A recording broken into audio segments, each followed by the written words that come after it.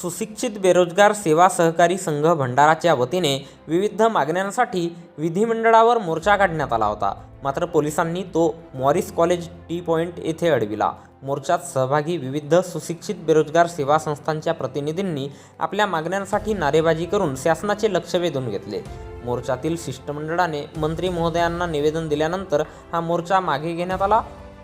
या मोर्चाचे नेतृत्व संजय मते, राकेश मलेवार, श्रीकांत लांजेवार, भूपेंद्र मिश्रा, राहुल श्यामकुवर, विजय दुबे, मनीषा भांडारकर, माजी शिक्षणाधिकारी के झेड शेंडे, आनंद बिसने, संजय वाघमारे, रामटेके, लोकेश तिरपुडे, संजय समरीत, संजय तलमले, अरविंद सेलोकर यांनी केले. या आंदोलनाच्या मागण्यामध्ये विनानिविदा काम वाटपाची मर्यादा 10 लाख करण्यात आली असून ही काम वाटप समितीमार्फतच वाटप करावी. सुशिक्षित बेरोजगार सेवा सहकारी संस्थांना बांधकामाची कामे आणि बहाल करून सार्वजनिक बांधकाम विभागात नोंदणी करण्यात आली आहे. परंतु कामाची टक्केवारी ठरविल्याने 25% टक्केवारी निश्चित करून न्याय द्यावा. सर्व शासकीय कार्यालयात विविध प्रकारची कामे सुशिक्षित बेरोजगार सहकारी संस्थांना द्यावी या मागण्यांचा समावेश होता.